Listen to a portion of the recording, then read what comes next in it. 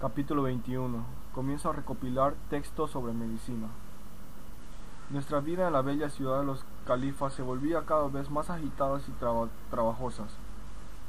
El visir Maluf me encargó que copiara 2 libros de filósofos races. Son libros que encierran grandes conocimientos de medicina. Leía en sus páginas indicando el gran valor sobre el tratamiento del sarampión, la curación de las enfermedades de la infancia, de los riñones, de otros 1000 males que afligen a los hombres. Por las informaciones que oí de mi amigo, la alumna invisible había hecho extraordinarios progresos en la última semana. Ya conocía 4 operaciones con los números, los 3 primeros libros de Euclides y calculaba las fracciones con numerador 1, 2 o 3. Cierto día, al caer la tarde, íbamos a iniciar nuestra modesta cena que constituía solo en media docena de pasteles de carnero con cebolla, miel, harina y aceitunas, cuando oíamos en la calle gran tropel de caballos y enseguida gritos, voces de mando y juramentos de soldados turcos. Me levanté un poco asustado. ¿Qué ocurría? Tuve la impresión de que la hostelería había sido rodeada por tropas y que iba a realizarse otra violencia por cuenta del irritado jefe de la policía. En el pequeño aposento en que nos hallábamos, irrumpió el viejo Salim acompañado por los siervos negros y un camello. Estaban todos asustados como si algo muy grave hubiera ocurrido. Por allá, grité impaciente. No perturben los cálculos de Beremis. ¿Qué barullo es ese? ¿Acaso hay una revuelta en Bagdad? Se ha hundido la mezquita de Solimán. Señor, tartamudeó el viejo Salim con voz trémula y asustada. Una escolta de soldados turcos acabó de llegar. Es la escolta del poderoso gran visir Lebram Him la Maluf el Barat, a quien allá cubra de beneficios. Los soldados traen orden de llevarse inmediatamente al calculador Beremis Samir. ¿Por qué tanto ruido, perros? Grité exaltado. Eso no tiene importancia alguna. Naturalmente, el visir, nuestro grande amigo y protector, quiere resolver con urgencia un problema de matemáticos y precisa del auxilio de nuestro sabio amigo. Mis previsiones resultaron ciertas como los más perfectos cálculos de Beremis. Momentos después, llevados por los oficiales de la escolta, llegamos al palacio del visir Maluf. Encontramos al poderoso ministro en el rico salón de las audiencias, acompañado por 3 auxiliares de su confianza. Llevaba en la mano una hoja llena de números y cálculos. ¿Qué nuevo problema sería aquel que había venido a perturbar tan profundamente el espíritu del digno auxiliar del califa? El caso es grave, oh calculador, comenzó el visir dirigiéndose a Beremis. Me encuentro de momento preocupado por uno de los más complicados problemas que haya tenido en mi vida. Quiero informarle minuciosamente los contadores del caso, pues solo con tu auxilio podremos tal descubrir la solución. Y el visir narró el siguiente caso.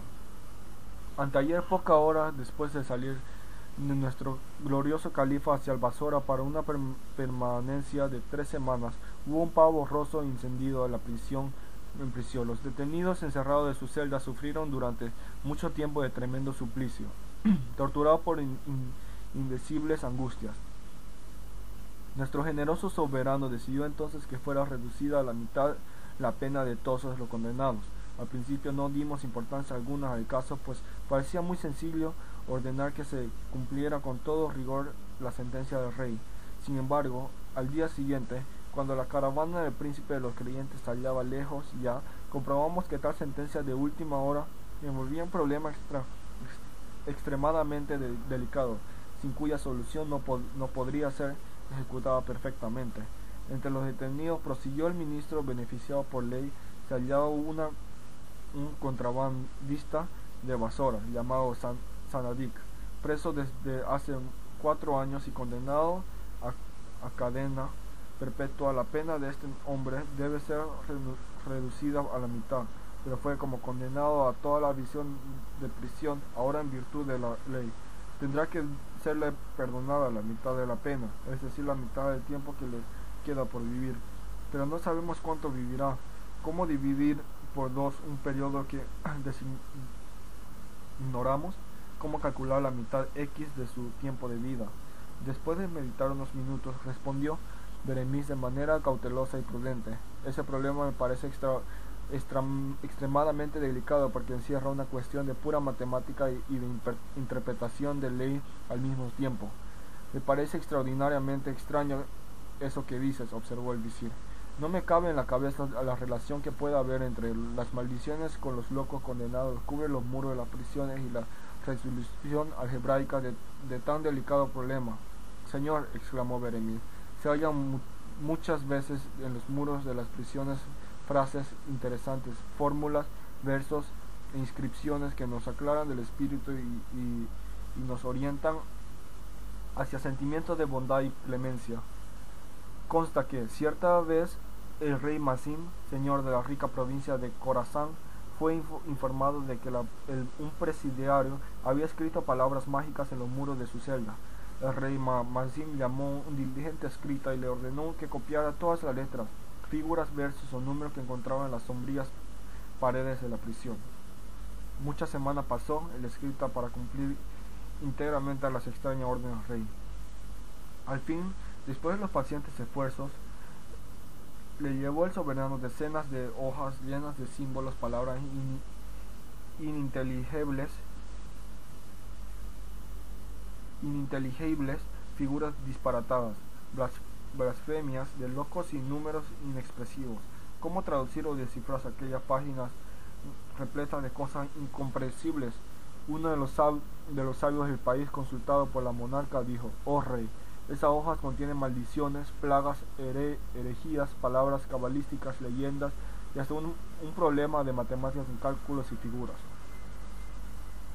Ante la petición del monarca, dijo el ulema: «La desaparición del condenado es poco propicia a la inspiración», replicó el monarca. «Aún así quiero conocer el escrito». Entonces el ulema sacó al azar de unas copias del escrito y leyó: «Estos son los versos escritos por uno de los condenados. La felicidad es difícil porque somos muy difíciles en materia de felicidad. No hables de felicidad a alguien menos feliz que tú. Cuando no se tiene lo que uno ama, hay que amar lo que se tiene». El rey permaneció constante en silencio, como ocupado en profundos pensamientos, y el ulema, para distraer la atención real, continuó diciendo: «He aquí el problema escrito con carbón en la celda de un condenado. Colocar 10 soldados en 5 filas de modo de que cada fila tenga 4 soldados. Ese problema, aparentemente imposible, tiene una solución muy sencilla, indicada en la figura en la que se aparecen 5 filas de 4 soldados cada una». A continuación, el ulema, atendiendo a la petición del rey, leyó la siguiente inscripción: «Se cuenta que el joven Chu-Chang se dirigió un día al gran Confucio y le preguntó: ¿cuántas veces, oh ilustre filósofo, debe un juez reflexionar antes de dar sentencia?» Respondió Confucio: «Una vez, hoy, 10 mañanas». Se asombró el príncipe Chu-Chang al oír las palabras del sabio. El concepto era oscuro y enigmático. Una vez suficiente, explicó con paciencia el maestro. Cuando el juez, tras el examen de la causa, se decida por el perdón, 10 veces, sin embargo, deberá pensar el magistrado siempre que se sienta inclinado a dar sentencia condenatoria, y concluyó con su sabiduría incomparable: Se equivoca, por cierto, gravemente aquel que vacila al perdonar. Se equivoca mucho más aún a los ojos de Dios aquel que condena sin vacilar.